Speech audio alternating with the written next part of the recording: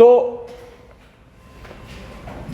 जैसे हमने स्टार्ट लिया था, याद करो, पहले तो सर्कल को इंट्रोड्यूस किया, फिर हम आए पॉइंट एंड अ सर्कल कि एक दूसरे के रिस्पेक्ट में किस किस नेचर के होते हैं।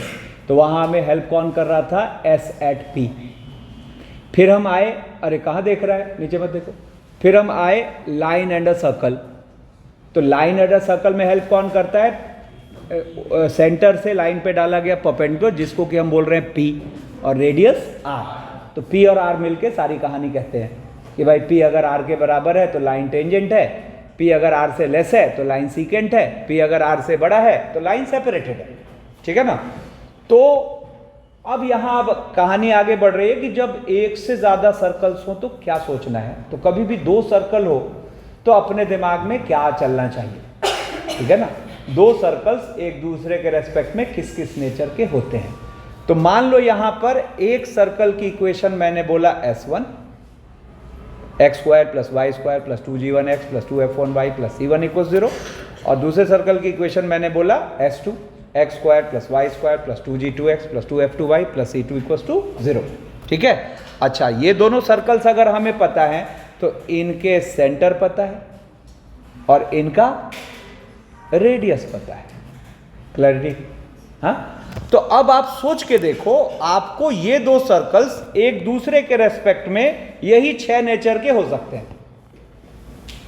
फर्स्ट क्या है? First figure, circles are separated. Second figure, circles are externally touching. यहां देखो, circles are externally touching. Third figure, circles are intersecting. Fourth figure, circles are internally touching. Fifth figure, circles are one circle is contained in another circle. One circle is contained in another circle. And छठा, concentric. Concentric मतलब दो circles का centre बिल्कुल same हो। ठीक है? तो अब ये दिमाग लगाओ कि अगर हमें सर्कल्स के इक्वेशन नोन है तो हम इक्वेशन देख के कैसे पकड़ लें कि ये 6 में से कौन सा फिगर है ना? तो आपको वहां पर देखो, सबसे पहले तो इस सेकंड फिगर पे कंसंट्रेट करना है। तो सेकंड फिगर में आप जरा देखो तो, अरे कहां देख रहे हैं? क्या हम ये समझते हैं कि ये जो पॉइंट ऑफ टचिंग होता है ये ए बी के साथ कोलिनियर होता है? ये जानते हो? 10वीं में पढ़ा होगा। नहीं पढ़ा है तो देखो, मैं प्रूव करके दिखा देता हूं। क्या अगर आप यहां टेंजेंट डालोगे तो वो टेंजेंट दोनों पर पड़ेगा, और दोनों पर पड़ेगा तो इधर भी 90 होगा, इधर भी 90, तो टोटल कितना हो जाएगा? 180 होगा ना? तो यहां पर आपको ये कोलिनियर होंगे। तो आप देखो तो सेकंड फिगर में क्या हो रहा है? अरे फोकस हो।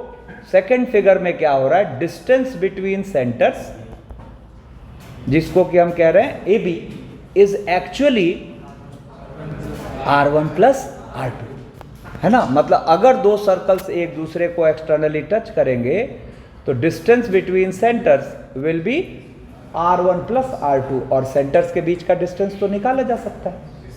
डिस्टेंस फॉर्मूला लगा, ठीक है ना? देखो ना, यहां पर अगर हम डिस्टेंस फॉर्मूला लगा दें तो ए बी कितना आ रहा है? देखो तो, रूट के अंदर G1 - G2 का होल स्क्वायर, G1 - G2 का whole square plus F1 - F2 का होल स्क्वायर। इसको हम क्या बोल रहे हैं? A B. तो जैसे ही ए बी R1 + R2 के बराबर हुआ तो the two circles are externally touching. जरा ये वाला फिगर देखो तो, अब अगर देखा जाए तो यहां पर भी जो पॉइंट ऑफ टेंजेंसी है वो ए बी से एक सीध में होगा कि नहीं? ए बी से एक सीध में होगा, है ना? तो आप देखो यहां पर क्या फील हो रहा है हमें कि डिस्टेंस बिटवीन जो सेंटर्स होगा वो देखो, यहां से यहां तक का लेंथ R1 और यहां से यहां तक का लेंथ R2, इनका डिफरेंस।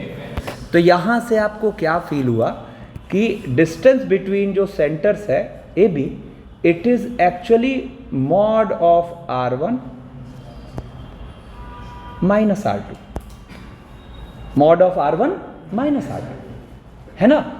तो अगर सेंटर के बीच का डिस्टेंस सम ऑफ रेडियस के बराबर हो गया, अरे ध्यान दो, छिप के मत बैठो तुम, लास्ट रो, सेंटर्स के बीच का डिस्टेंस सम ऑफ रेडियस के बराबर हो गया तो circles are externally touching. Centres के बीच का डिस्टेंस अगर डिफरेंस ऑफ रेडियाई के मॉड के बराबर हो गया तो फिर सर्कल्स आर इंटरनली टचिंग। और अगर गौर करो तो ये इनके बीच का केस ही तो हुआ, है ना। तो अगर आप मेरी बात समझ रहे हो कि ये इन दोनों के बीच का केस है, तो इसका कंडीशन ऑटोमेटिकली आपको मिल गया कि जो AB है should be less than R1 plus R2। देखो ना, इसको थोड़ा सा भी ऐसे छोटा करो तो ये अंदर घुस जाएगा और क्या करेगा, काट देगा, बोलो। और यहां इसको थोड़ा सा भी बाहर कर दो तो ये क्या करेगा, काट जाएगा, है ना। तो देखा जाए तो इंटरसेक्शन वाला जो केस है वो इन दोनों के बीच का केस है। मतलब distance between centres should be less than R1 plus R2 and greater than minus mod of R1 minus R2। Clarity, ठीक है ना। तो यहां पर इसका इंटरसेक्टिंग होने का कंडीशन ये मिल चुका है, एक्सटर्नली इंटरनली टचिंग का भी कंडीशन मिल चुका है, ठीक है ना, और एक्सटर्नली टचिंग का भी कंडीशन मिल चुका है, ठीक है ना। तो अब अगर देखा जाए तो फर्स्ट वाला केस जो है वो इससे भी बाहर का केस है। क्या आप जैसे ही इस सर्कल को थोड़ा सा अलग करोगे, सेपरेट हो गया, सेपरेट हो गया। मतलब इस केस में जो सम ऑफ रेडियाई है वो डिस्टेंस से क्या हो गया, छोटा हो गया। मतलब आप यहां क्या बोलोगे कि AB should be greater than R1 plus R2, AB should be greater than R1 plus R2, ठीक है। और इस केस में अगर देखा जाए तो ये फोर्थ फिगर से भी अंदर का केस हो गया। मतलब आपको जो डिस्टेंस बिटवीन सेंटर्स आया AB, it should be less than mod R1 minus R2। हाँ, पीछे इसको 0 से बड़ा रखना पड़ेगा, है ना। तो ये कॉन्टेनिंग का केस हो गया। और इसी के अंदर एक पर्टिकुलर केस होता है, यहां पे अगर देखा जाए तो AB क्या हो गया, 0 हो गया। मतलब यहां both the circles are concentric. तो अब के बाद जैसे ही हम दो सर्कल्स की इक्वेशन लिखेंगे, मतलब जैसे ही हम एक क्वेश्चन में दो सर्कल्स की इक्वेशन देखेंगे, तो सबसे पहले अगर हमें उनका नेचर पकड़ना है तो सबसे पहले हम दोनों के सेंटर्स के बीच का डिस्टेंस देख लेंगे, दोनों का रेडियस का सम देख लेंगे और दोनों के रेडियस के डिफरेंस का मॉड देख लेंगे। तो तीन चीजें मिलके, कौन कौन, AB R1 plus R2 and mod of R1 minus R2, ये तीन बातें मिलके आपको सजेस्ट कर देंगी कि दोनों सर्कल एक दूसरे के रेस्पेक्ट में किस किस नेचर के हैं। क्लियर? ठीक है। अब यहां से अब कहानी आ रही है कॉमन टेंजेंट्स की, ठीक है ना। तो कॉमन इसमें भी मैं थोड़ा सा एक चेंज कर देता हूं, रुको।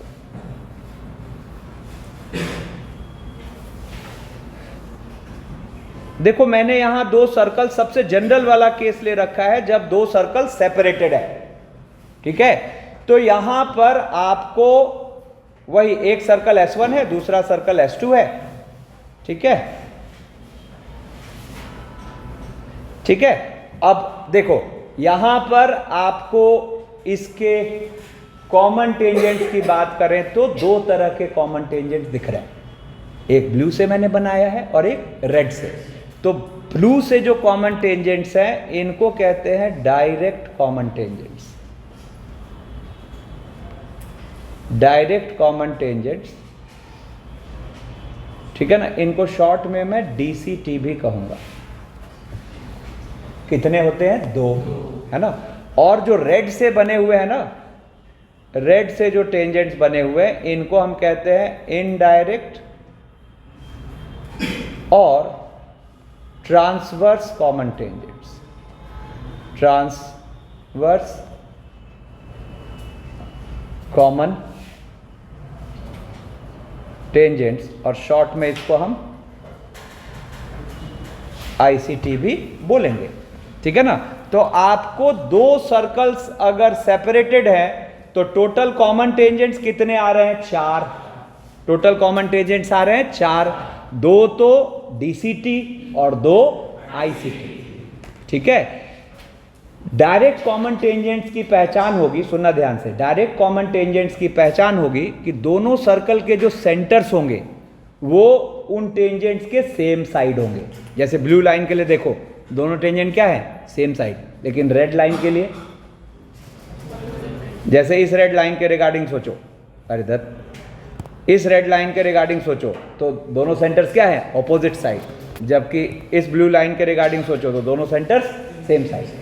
तो जो डायरेक्ट कॉमन टेंजेंट्स होते हैं both centres lie on the same side of that tangent.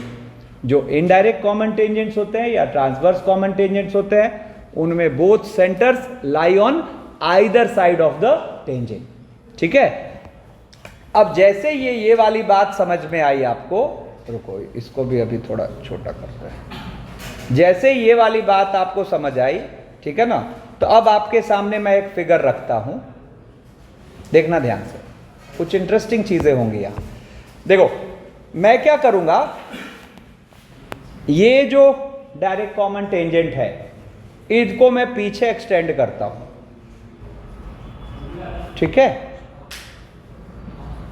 ये कहीं ना कहीं जाके काटेंगे, तो मान लेते हैं कि ये काट रहे हैं M पर, मान लेते हैं कि ये काट रहे हैं M पर, ठीक है ना। अब ये दोनों अपने सर्कल के सेंटर्स हुए A और B।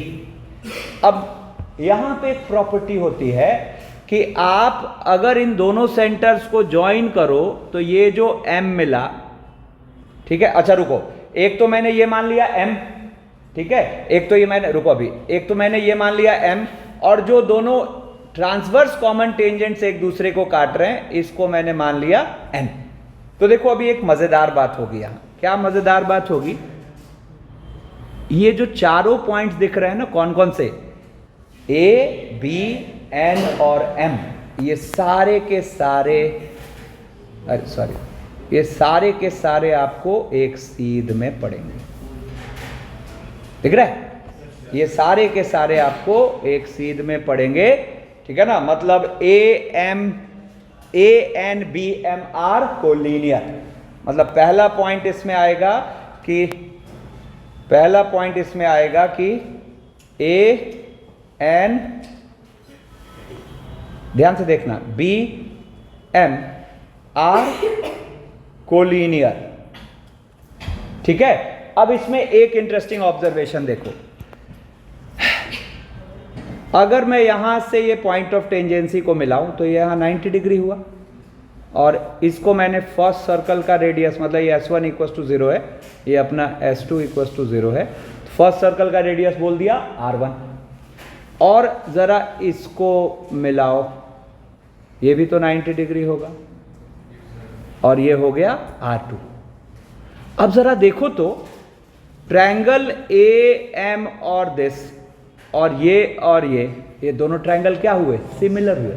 दोनों ट्रायंगल सिमिलर हुए, तो सिमिलर हुए तो यहां से there sides will be in equal ratio. तो देखो एक बड़े काम की चीज निकल के आ रही है कि AM upon BM is R1 upon R2। अब इसका एक पॉइंट ऑफ व्यू देखो, इसका मतलब क्या हुआ कि जो AB सेगमेंट है, अरे कहां देख रहे हो, जो रख दो उसको, बट जो AB सेगमेंट है, A के कोऑर्डिनेट्स क्या है? -G1 -F1, B के कोऑर्डिनेट्स क्या है? -G2 -F2, ठीक है ना। तो AB सेगमेंट को M क्या कर रहा है? रेडियस के रेशियो में एक्सटर्नली डिवाइड कर रहा है। तो सोच के देखो, क्या हमें इस M के कोऑर्डिनेट्स मिल गए? Section formula, external division, ratio क्या है? AM is to BM is R1 is to R2। तो आपको हर हाल में M के कोऑर्डिनेट्स पता है, ठीक है। चलो अब एक और ऑब्जर्वेशन देखो कि यहां पर मान लो अपने पास अगर ये बनाए तो ये भी तो परपेंडिकुलर होगा और ये होगा R1 और ये भी तो परपेंडिकुलर होगा और ये वंस अगेन R2। अब जरा देखो तो ये ट्रायंगल और ये ट्रायंगल भी तो क्या हो गया, सिमिलर हुआ कि नहीं, है ना। तो जब ये दोनों ट्रायंगल सिमिलर हो गए तो आप यहां हाथ के हाथ ये भी कह पा रहे हो कि जो अपना AN अपॉन BN होगा, AN अपॉन BN ये भी तो R1:R2 ही होगा। मतलब N जो है वो AB सेगमेंट को इंटरनली रेडियाई के रेशियो में काट रहा है और M जो है वो AB सेगमेंट को एक्सटर्नली रेडियाई के रेशियो में काट रहा है। तो अब चलो एक क्वेश्चन आपको फ्रेम हुआ कि भाई दो सर्कल की इक्वेशन गिवन है तो कॉमन टेंजेंट्स की इक्वेशन निकालिए। आपने सर्कल्स का नेचर चेक किया और आपको ये सेपरेटेड सर्कल्स दिखे, है ना। आपने तुरंत रेडियाई का रेशियो करते हुए अटैक किया, सेक्शन फॉर्मूले से M निकाला, N निकाला। अब बताओ तो M और N मिल गया तो ये ब्लू लाइंस और रेड लाइंस की इक्वेशन मिल जाएंगी क्या? डिसअपॉइंटिंग। देखो किसी पॉइंट से टेंजेंट डालना सीखे है ना, किसी पॉइंट से टेंजेंट डालना सीखे हैं। क्या करेंगे, ब्लू लाइन की स्लोप को M मान लेंगे और पॉइंट स्लोप फॉर्म में लाइन लिख लेंगे और किसी भी एक सर्कल का यूज करके P = R, वहां से M की कितनी वैल्यूज मिलेंगी, 2। दोनों लाइंस की इक्वेशन आ गई। सिमिलर प्रोसेस रेड के लिए भी स्लोप M मान लो, फिर पॉइंट स्लोप फॉर्म से लिखो इक्वेशन और P = R इंपोज करो, M की 2 वैल्यूज मिली, आपको चारों इक्वेशन मिल चुकी है। हाँ, नो डाउट पाथ तो दिख गया बट ये कैलकुलेटिव होगा। तो आगे जब क्वेश्चंस फ्रेम होंगे तो इस बात का कई बार ध्यान रखा जाता है कि हम इन कैलकुलेशन से बच जाएं। बट अब माइंड में मैपिंग बनाइए कि अगर अब के बाद दो सर्कल्स की इक्वेशन गिवन है और आपको उन पे जो कॉमन टेंजेंट्स है उनकी इक्वेशन चाहिए तो स्टेप क्या। तो स्टेप 1, आप सेंटर के कोऑर्डिनेट्स निकाल लो, रेडियस निकाल लो। तो वहां से देखो A और B के कोऑर्डिनेट्स आ गए और R1:R2 करते हुए एक बार इंटरनल डिवीजन का फॉर्मूला लगाओ तो आपको N मिल गया, एक्सटर्नल डिवीजन का फॉर्मूला लगाओ तो M मिल गया। और बारी बारी से पहले ब्लू को अगर निकालना चाह रहे हैं तो पॉइंट स्लोप फॉर्म में ब्लू लाइन की इक्वेशन लिखो और किसी एक सर्कल का हेल्प लेके P = R कर दो, M की 2 वैल्यू मिल जाएगी। फिर रेड लाइन में से किसी एक की इक्वेशन लिखो पॉइंट स्लोप फॉर्म में और फिर P = R का यूज करके स्लोप्स की वैल्यू निकालो तो आपको रेड लाइंस की इक्वेशन मिल गई। और इस तरीके से आप चारों कॉमन टेंजेंट्स निकालना सीख गए।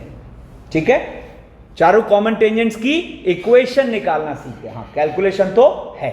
ठीक है, अब देखो, अब नेक्स्ट टारगेट है कि मान लो कि दो सेपरेटेड सर्कल्स हैं, मान लो कि दो सेपरेटेड सर्कल्स हैं तो ये लेंथ ऑफ टेंजेंट जो डायरेक्ट वाला है वो कैसे निकाल।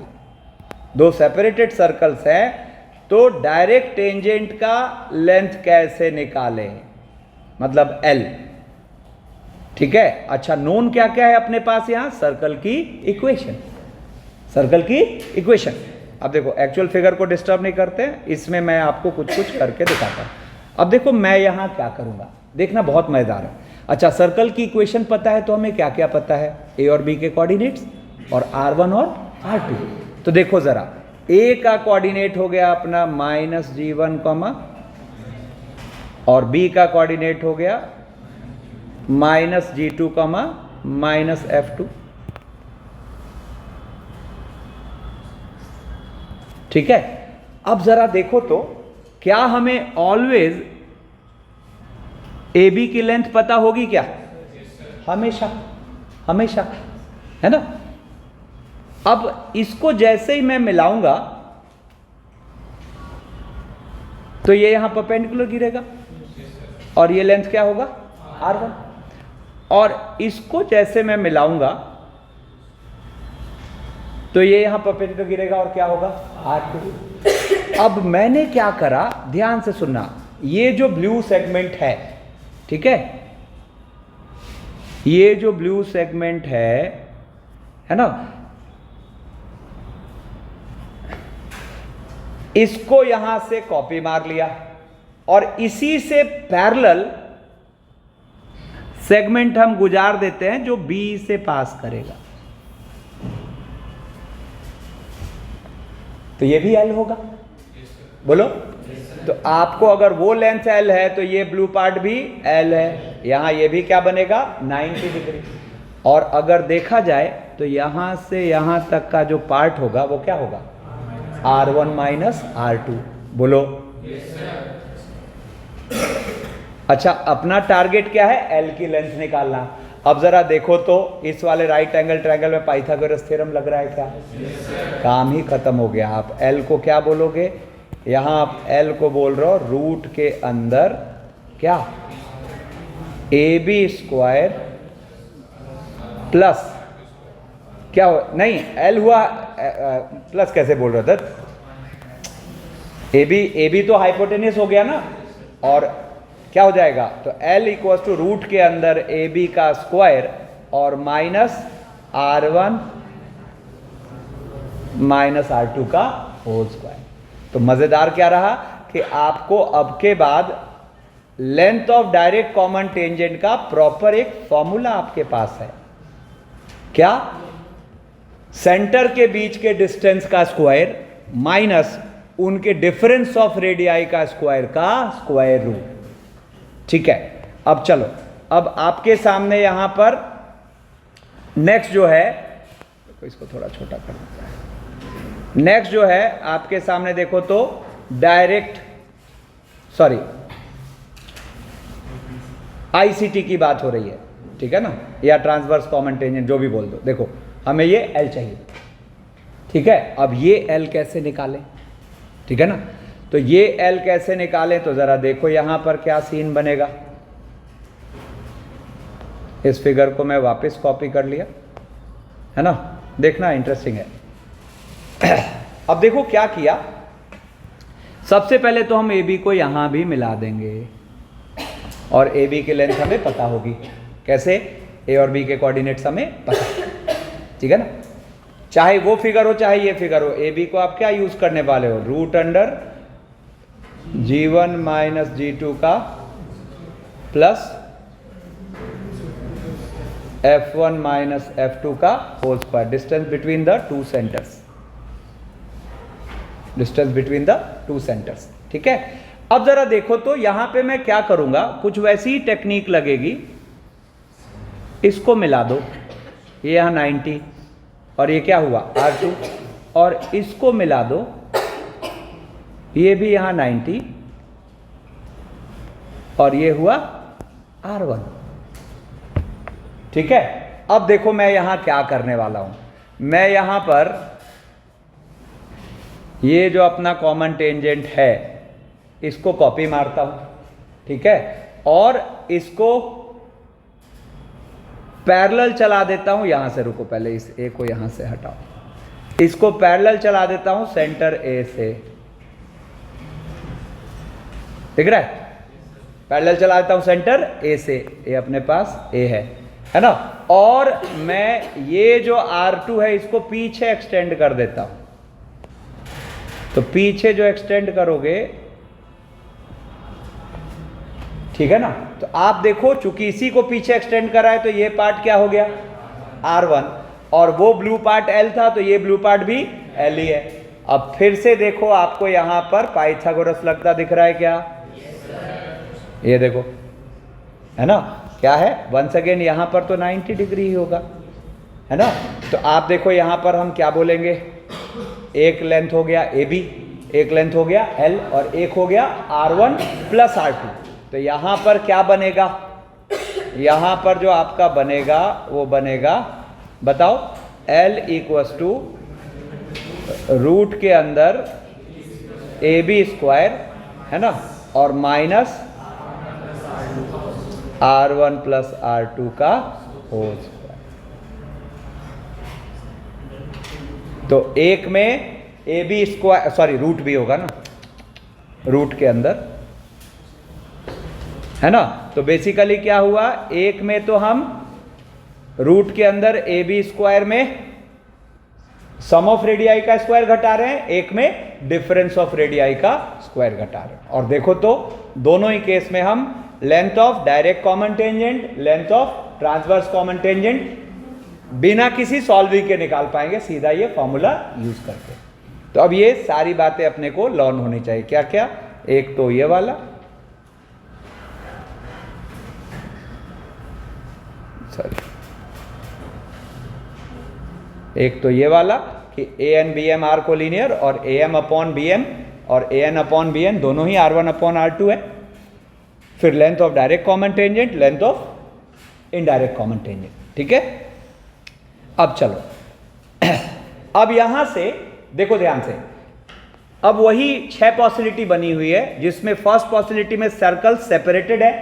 तो आप सर्कल सेपरेटेड के लिए कंडीशन क्या पढ़े थे कि डिस्टेंस बिटवीन जो सेंटर्स है वो ग्रेटर देन, अब बताओ इसमें टोटल कॉमन टेंजेंट्स कितने आ रहे हैं, 4। तो टोटल कॉमन टेंजेंट्स आर कितना, 4, जिसमें हम क्या कहेंगे, 2 तो DCT, 2 DCT और 2 ICT, ठीक है। अच्छा, ये वाला जो फिगर था इसमें एक्सटर्नली टचिंग, तो एक्सटर्नल टचिंग में क्या हो गया, A B equals to R1 plus R2। अब देखो क्या हुआ, यहां पर डायरेक्ट कॉमन टेंजेंट तो 2 है लेकिन इनडायरेक्ट एक ही है। बोलो रेड से देखो, तो यहां पर क्या बोलोगे, टोटल CTR, टोटल CTR कितना, 3, जिसमें 2 DCT और 1 ICT। चलो अब ये वाला केस लेते हैं जब सर्कल्स इंटरसेक्टिंग है। तो इंटरसेक्टिंग है तो पहले इसका कंडीशन क्या था, ए बी जो है वो R1 प्लस R2 से तो छोटा हो और मॉड R1 माइनस R2 से बड़ा हो। तो यहां पर कितने कॉमन टेंजेंट्स, 2। तो कॉमन टेंजेंट्स टोटल CT,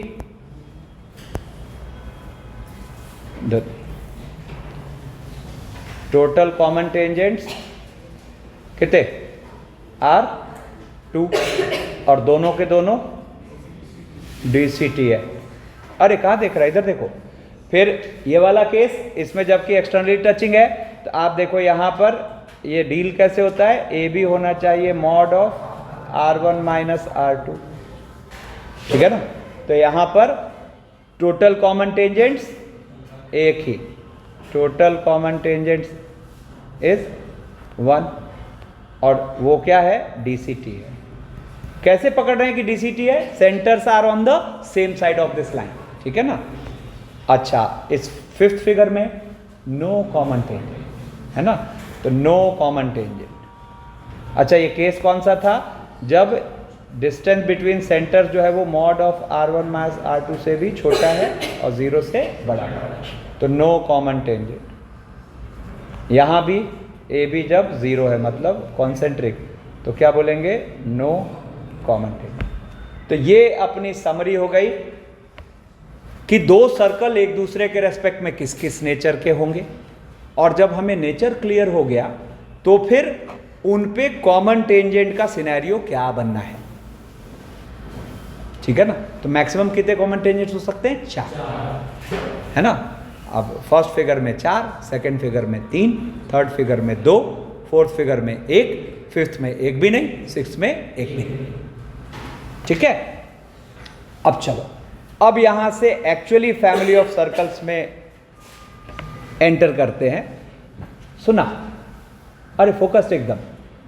आपको यहां पर एक सर्कल की इक्वेशन दिख रही है S1 which is x square plus Y square plus 2g1x plus 2f1y plus c1 equals to 0। ऐसे ही एक सर्कल की इक्वेशन दिख रही है S2 इक्वल 0, मतलब X square plus Y square plus 2g2x plus 2f2y plus c2 equals to 0। ठीक है, अब थोड़ा सा फैमिली ऑफ लाइंस का फंडा रिकॉल करो। तो देखो ये दोनों ब्लैक से बने हुए हैं सर्कल्स, एक का सेंटर ए है, दूसरे का सेंटर बी है। इसको सेंटर है, सेंटर से कोई लेना देना है नहीं।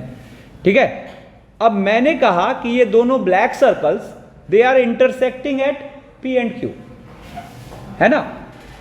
तो अगर ये दोनों सर्कल्स पी और क्यू पे इंटरसेक्ट कर रहे हैं तो इनके मीटिंग से आप कितने सर्कल ड्रॉ करा सकते हो? इनफाइनाइट। 2 पॉइंट से कितने सर्कल गुजार सकते हो? इनफाइनाइट। पहले बात हो रखी है, बोलो ना। ठीक है ना। तो आप देखो ये जो ब्लू से बना हुआ है circle, it is a family of circles always passing through P and Q, always passing through P and Q. Black से जो बना हुआ है वो फिक्स्ड है, ब्लू से जो है वो वेरिएबल है। तो आप अगर फैमिली ऑफ कर्व्स का की अंडरस्टैंडिंग रखते हो तो आप इस सर्कल की इक्वेशन मजे से S1 प्लस यस और नो लिख देंगे, है ना। तो आप सोचो, आपको अब के बाद कोई भी दो सर्कल के मीटिंग से पास करने वाले सर्कल की इक्वेशन को मानना है तो आप मजे से उसको मान लोगे S1 plus lambda times S2 equals to 0। तो हम यहां से क्या कह सकते हैं? देखो यहां से हम कह सकते हैं, ये जो बात हम समझे, सुना, तो इक्वेशन ऑफ सर्कल, बात नहीं, इक्वेशन ब्लू से लिख देता हूं, इक्वेशन ऑफ सर्कल, अरे बात नहीं करो, equation of circle passing through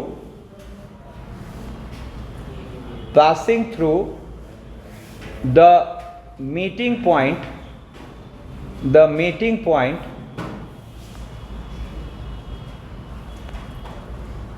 P and Q of the two circles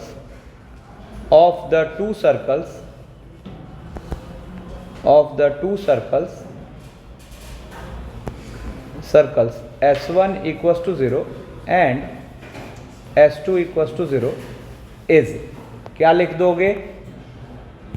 S1 यानी कि, अरे फोकस हो, X square plus Y square plus 2g1x plus 2f1y plus c1 और plus lambda times X square plus Y square plus 2g2x plus 2f2y plus c2 equals to 0। अब बताओ, एक circle को मानने में आपको कितने अननोन्स की जरूरत पड़ती है? 3, जी, एफ और सी, है ना। यहां कितने अननोन में आपने सर्कल मान लिया? 1, लैम्डा।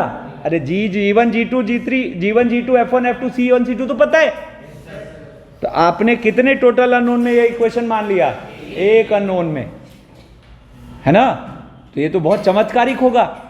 लाइन में उतना फायदेमंद नहीं होता था क्योंकि लाइन 2 अननोन में माना जाता था, फैमिली ऑफ लाइन से 1 अननोन बनता था। यहां 3 का 1 बन रहा है, तो ये तो बहुत फायदेमंद चीज है। ठीक है, अब सुनो एक मजेदार बात, क्या हमें हर लैम्डा के लिए एक सर्कल मिलेगा? बोलो, लैम्डा बदलते जाएंगे, सर्कल बदलता जाएगा, यस और नो? नो। जरा लैम्डा को -1 डालो, कुछ लफड़ा हुआ? क्या लफड़ा हुआ? एक्स स्क्वायर का टर्म ही कट गया, वाई स्क्वायर का टर्म ही कट गया। अरे बोलो ना, तो ये सर्कल ही नहीं रहा।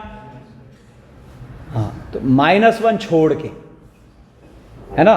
मतलब यहां पर लैम्डा जो है, ये लैम्डा नॉट इक्वल टू, फिर ठीक है। मतलब अब आप लैम्डा कुछ भी डालो, आपको पी क्यू से पास करने वाला कोई ना कोई सर्कल मिल जाना है। जो हजारों लाखों सर्कल पॉसिबल है, सब लैम्डा बदलते जाओ, मिलते जाना है। अब एक मजेदार बात और सुना, बहुत पावरफुल चीज, धीरे धीरे रियलाइज होगा। देखना इधर, बॉल क्या ठीक कर रहा।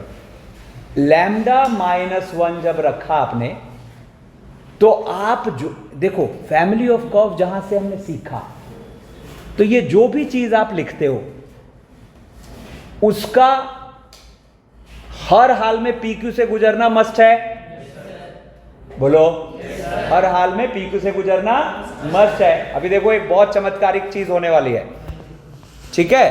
तो आप लैम्डा -1 रखने से भले आप सर्कल नहीं ला पा रहे हो, बट कुछ तो ला पा रहे हो, कुछ तो ला पा रहे हो, हैं? तो वो जो भी चीज ला पा रहे हो उसका भी पी क्यू से गुजरना मस्ट है, बोलो। अब जरा सोचो, x² कट गया, y² कट गया, तो ये तो एक लाइन बन गया, बोलो ना। मतलब for lambda equal to -1 this equation is representing a line. और कौन सा लाइन? जो पी क्यू से पास हो रही है। इसका मतलब अगर आप मेरी बात समझ गए, अरे ध्यान दो, अगर आप मेरी बात समझ गए तो दो सर्कल के कॉमन कॉर्ड की इक्वेशन निकालना कितना आसान हो गया। नहीं समझ आया? मतलब अगर मैं ये दोनों को मिला दूं, अरे बात नहीं, अगर मैं ये दोनों को मिला दूं, क्या हो गया इसको, ठीक है। तो ये जो आप रेड से निकाले, ये जो भी लाइन है, अरे बात नहीं बात नहीं बात नहीं, काय छटपट कर रहा है?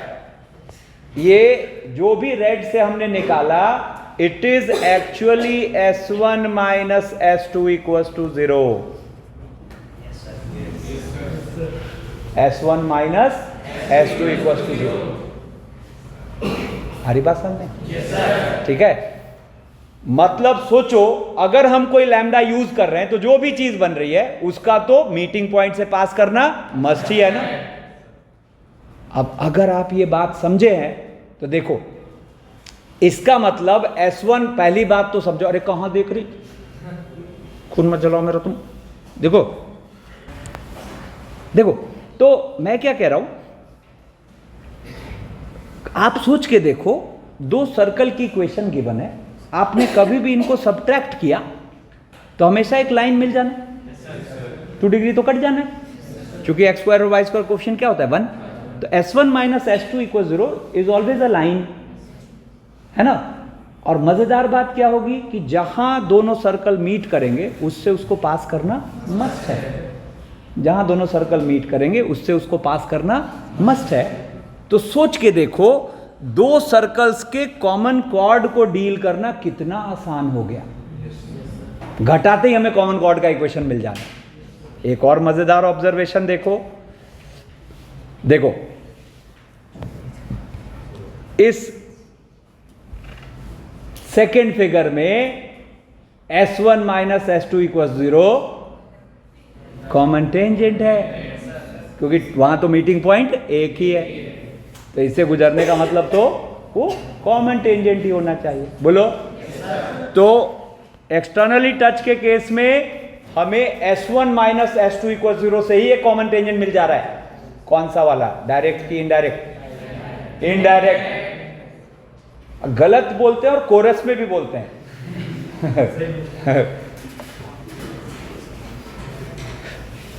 दो सर्कल अगर एक्सटर्नली टच कर रहे हैं तो S1 माइनस S2 इक्वल 0 क्या देगा? इनडायरेक्ट कॉमन टेंजेंट, ठीक है। इंटरसेक्टिंग के केस में क्या दे देगा? Common chord. इंटरसेक्टिंग के केस में क्या देगा? Common chord. इंटरनल टचिंग के केस में DCT बोलना, दोनों सेंटर क्या है? एक तरफ है। अरे सिंपल फंडा, जहां सर्कल मीट कर रहे हैं उससे उसका गुजरना मस्ट है। तो पता है अब देखो क्या होगा, क्वेश्चन कैसे फ्रेम होगा। अभी जस्ट हमने देखो कॉमन टेंजेंट को निकालना सीखा, कैलकुलेटिव प्रोसेस है ना। अब क्वेश्चन ने आपको दो सर्कल दे दिए, बोला क्या? Find all the common tangents of this equation. अब अपने दिमाग में अगर तो खूब सारा कैलकुलेशन होगा, नेचर चेक करा तो पता चला चौथा वाला निकल गया, तो उसमें कॉमन टेंजेंट कितना है? एक ही है।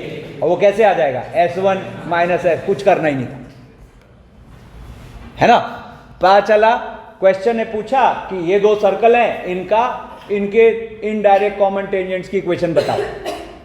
अब हम चले गए उस चक्कर में, पता चला जब नेचर चेक करा तो सेकंड वाला निकला, कुछ करना ही नहीं था। क्या करना था? S1 minus S2 equals to 0। ठीक है, तो पता है यहां से हम दो बातें सीखे। एक तो कि S1 plus lambda times S2 equals to 0 will be a circle passing through the meeting of S1 and S2, ठीक है, for each and every value of lambda except -1। और यहीं से साथ के साथ हमें एक और बात मिली कि अच्छा इसका मतलब S1 माइनस S2 इक्वल 0 जो लाइन है, ठीक है ना, ये उन सर्कल्स के कॉमन कॉर्ड की इक्वेशन। अब सोचो, एक चीज अज्यूम करो, मैंने तामझाम किया, एक सर्कल की इक्वेशन दे दी, एक दूसरे सर्कल की इक्वेशन दे दी, और बोला क्या कि these circles are meeting at P and Q, find length of PQ। अब अपने दिमाग में क्या चल रहा है, कैसे सॉल्व करें, दो सर्कल को कैसे सॉल्व करें, जबकि एक्चुअली सॉल्व कुछ नहीं करना है। क्या होगा, आप जैसे ही S1 माइनस S2 इक्वल 0 करोगे, कौन मिल गया? Common chord. और कभी भी लेंथ ऑफ कॉर्ड निकालना होता है तो हमें सॉल्व करने की जरूरत पड़ती है क्या? पॉइंट नहीं, P और R से डील करते हैं। क्या होगा, यहां से परपेंडिकुलर और ये रेडियस, काम खत्म। अभी सब अभी लिखेंगे। तो आप देखो, हम में से जितने लोगों को बात समझ आई है, तो ये कई बार हमें जादू जैसा ही फील होता है ना। तो ये जो मैं इसलिए इसको जादुई लाइन बोलता हूं, ठीक है ना, ये जादुई लाइन का एक खास नाम है ना। इसको हम बोलते हैं दोनों सर्कल का रेडिकल एक्सिस। ये जादुई लाइन का नाम पर क्या पड़ा? Radical axis. अभी इसके बारे में हम ढेर सारी बातें करने वाले, ठीक है ना। अब देखो, बट अभी फिलहाल अपना पर्पस क्या था इस टॉपिक में? पर्पस क्या था? दो सर्कल गिवन था, they were meeting at 2 points P and Q, और हमें उन 2 पॉइंट से पास करने वाली सर्कल को मिनिमम अननोन में मानना था। तो वो अननोन कितना हुआ? 1, और वो क्या है? लैम्डा। यस और नो? सिमिलरली देखो, आपके सामने एक सर्कल है S, एक लाइन है L, they are meeting at P and Q। इससे कितने सर्कल गुजार सकते हो? इनफाइनाइट, है ना। अब आप सोचो, इस वाली सर्कल को आप मजे से मान सकते हो S plus lambda times L equal to 0, और यहां हर लैम्डा के लिए हमें कोई ना कोई मेंबर मिल जाए। इनफैक्ट लैम्डा जब 0 रखो तो कौन मिल जाएगा? Black circle. समझ रहे हो? इसका मतलब यहां ये आर्टिकल क्या हुआ? एक तरीके से इसको हम क्या लिखेंगे कि equation of circle, equation of circle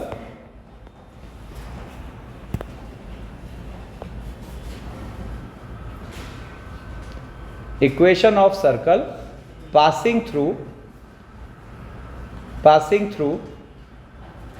the meeting point, passing through the meeting point,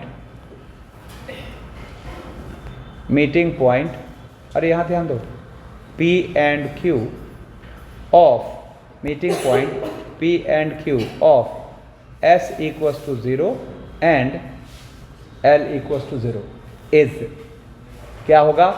S plus lambda times L equal to 0। अब S का मतलब क्या हुआ? यहाँ x square plus Y square plus 2gx plus 2fy plus c और plus lambda times L की equation क्या है अपनी? तो एक्सप्रेशन हो जाएगा Lx।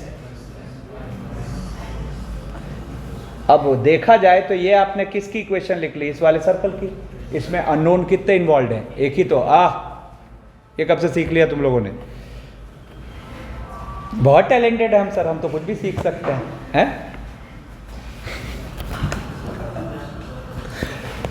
तो अब सुनो, निपट जाएंगे नहीं तो देखो अब ये बताओ कि हमने अपर हाफ में क्या देखा? दो सर्कल की मीटिंग से पास करने वाले सर्कल को एक अननोन में मानने की टेक्निक। सेकेंड हाफ में क्या देखा? एक सर्कल और एक लाइन की मीटिंग से पास करने वाली लाइन को एक अननोन में मानने की टेक्निक। अब बताओ तो ज्यादा बेटर लुक इसका है कि इसका है? नीचे वाले का है। क्यों? क्योंकि लैम्डा के साथ जितना छोटा एक्सप्रेशन होगा उतना बेहतर है। नहीं समझ आया? लैम्डा के साथ जितना छोटा एक्सप्रेशन होगा उतना बेहतर। तो अब ये बात की समझ आपको अगर बनी तो मैं अब फर्स्ट सिनेरियो को यहां रिकंसिडर कर रहा हूं, जिसमें ये था वो सिनेरियो कि भाई S1 और S2 ने कहां काटा है? P और Q पर। S1 और S2 ने P और Q पर, है ना? और P और Q से हम पास करने वाले सर्कल की इक्वेशन को मानना चाहते हैं। तो एक टेक्निक तो अपने पास थी S1 plus lambda times S2 equals to 0 की, है ना? बट पैरेलली हमें यह भी तो पता चल गया कि भाई PQ की इक्वेशन होगी S1 माइनस S2 इक्वल्स 0। तो अगर आप मेरी बात समझ रहे हैं तो ये तो सेकेंड आर्टिकल की तरह बिहेव करेगा। कितने लोग एकदम क्रिस्टल क्लियर समझ गए? आप देखो ना, L का रोल यहां कौन प्ले करेगा? S1 minus S2 equals to 0। मतलब बेसिकली L का रोल प्ले करेगा S1 माइनस S2। तो अब बताओ तो हम क्यों ना इस ब्लू सर्कल को लिख दे क्या? S1 प्लस लैम्डा टाइम्स या S2 plus lambda times S1 minus S2। ये हमेशा बेटर होगा। मतलब यहां हम पता है क्या लिखना चाह रहे हैं? इसको मानना चाह रहे हैं x square plus Y square plus 2g1x plus c1 और प्लस लैम्डा टाइम्स क्या हो जाएगा? प्लस लैम्डा टाइम्स क्या? S1 माइनस S2, यानी कि 2g1 minus g2 into x plus 2 f1 minus f2 into y और प्लस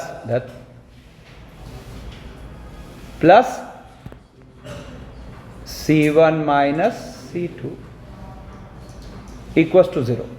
अच्छा, ऐसा नहीं है कि इसको हम ऊपर वाले से नहीं कर सकते, बट उसके मुकाबले ये हमेशा बेटर होगा, क्योंकि यहां लैम्डा के साथ 1 डिग्री का टर्म है, इसमें लैम्डा के साथ 2 डिग्री का टर्म है। ठीक है ना? तो फाइनली अब अपने पास जो बेटर ओपिनियन आया वो ये आया कि कभी भी आपको दो सर्कल की मीटिंग से पास करने वाले सर्कल को एक अननोन में मानना है तो ज्यादा कन्वीनियंट अप्रोच होगा S1 या S2 में से कोई एक पकड़ लो और प्लस लैम्डा टाइम्स दोनों का डिफरेंस इक्वल्स टू 0। ठीक है? अब देखो यहां से थोड़ा वो जो मैंने कहा जादुई लाइन उसको समझते हैं। ठीक है? देखो क्या लिखा हुआ है। मान लेते हैं S1 एक सर्कल है, S2 एक सर्कल है। ठीक है ना? रुको अभी ये सब मिटा देता हूं यहां से।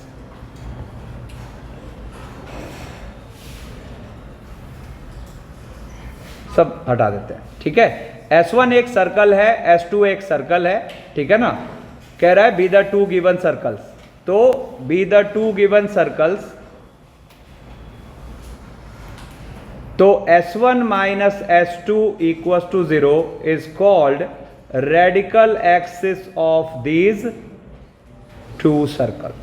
S1 minus S2 equals to 0 is called radical axis of these two circles. है ना? अब यहां पे इसके रिगार्डिंग कुछ मजेदार बातें।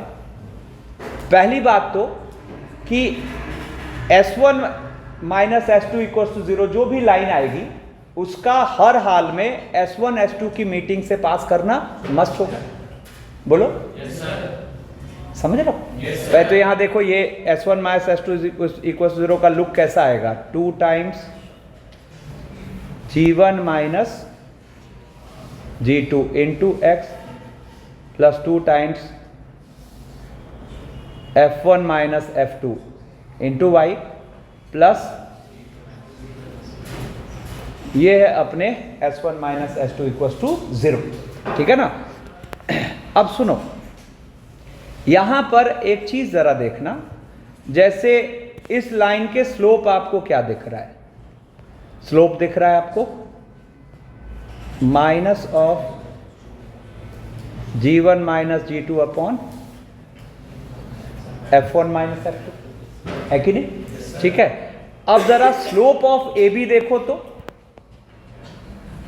स्लोप ऑफ ए बी, तो ए के कोऑर्डिनेट्स क्या है अपने पास, -g1 -f1, बी के कोऑर्डिनेट्स -g2 -f2, ठीक है ना। तो आप देखो यहां पर स्लोप ऑफ ए बी क्या बोलोगे, तो f1 -f2 upon g1 -g2, g1 -g2। अब जरा देखो तो इनको एक साथ देखो तो कुछ अच्छा फील हो रहा है क्या, क्या, they are perpendicular, they are perpendicular, मतलब जो रेडिकल एक्सिस होगा वो सेंटर के जॉइन मतलब ए बी पर ऑलवेज परपेंडिकुलर है ना। तो देखो अब पॉइंट वाइज लिखते जाते हैं। पहला पॉइंट क्या मैनिपुलेट हुआ कि S1 - S2 = 0 will always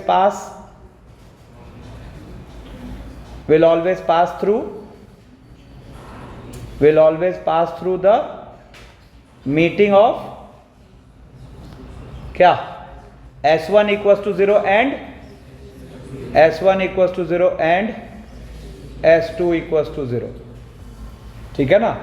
second point यहां निकला S1 - S2 = 0 will be perpendicular to AB, will be perpendicular to AB।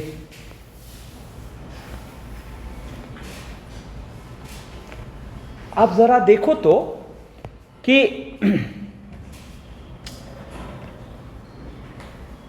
एक यहां एक मजेदार बात आ रही है कि हम अगर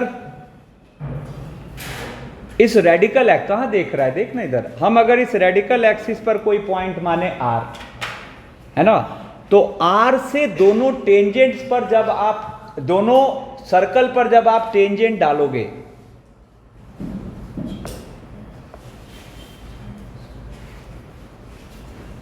अरे सॉरी, दोनों सर्कल पर जब आप टेंजेंट डालोगे तो ये लेंथ में सेम होंगे, ठीक है। अब मैं कह रहा हूं ऑब्वियस है, ठीक है, आप में से कितनों को ऑब्वियस दिख रहा है वाकई में, प्रूफ, हाँ लाउड बोल। कॉमन टेंजेंट की तो हम बात ही नहीं कर रहे हैं। देखो ना, अगर मैं इसको RH बोल दूं, है ना, तो चलो एक काम करते हैं, अरे कहां देख रहा है, मान लो RH एक ऐसा पॉइंट है जिससे दोनों सर्कल पे डाले गए टेंजेंट की लेंथ सेम है, ठीक है। चलो यहां पर मैं एक लाइन लिखता हूं, let RH be a variable point, let RH be a variable point such that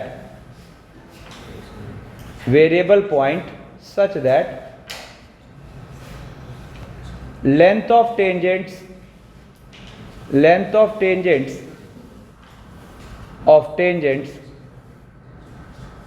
drawn from R on the two circles are equal, on the two circles are equal। तो अब लेंथ ऑफ टेंजेंट का shortcut क्या होता है, √ST, है ना। तो बताओ तो R से S1 पे जब डालोगे टेंजेंट तो वो क्या होगा, √S1 at R, बोलो √S1 at R, मतलब क्या हुआ, रूट के अंदर क्या हो जाएगा,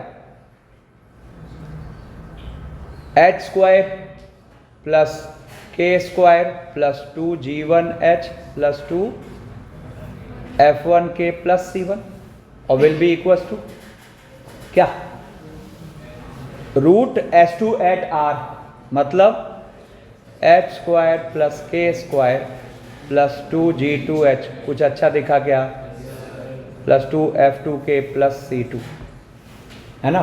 अब जरा स्क्वायरिंग कर दो और h की जगह x, k की जगह y, है ना। तो देयरफॉर लोकस ऑफ R क्या आ रहा है, जरा देखना, h² के स्क्वायर तो कट गया और आ गया 2g1 minus g2x plus 2f1 minus f2y और प्लस देखा जाए तो ये s1 minus s2 equals to 0 यानी कि रेडिकल एक्सिस का एक पैरेलल डेफिनेशन आ गया कि वैसे पॉइंट का लोकस जिससे जब दोनों सर्कल पर टेंजेंट डालना पॉसिबल हो तो वो ऑलवेज लेंथ में सेम हो, है ना। तो रेडिकल एक्सिस पे लाई करने वाले कोई से भी पॉइंट से दोनों सर्कल पर डाले गए टेंजेंट की लेंथ सेम होगी। एक और इंटरेस्टिंग ऑब्जर्वेशन कि अब सोचो अगर यहां पर मैं इनका कॉमन टेंजेंट बनाता हूं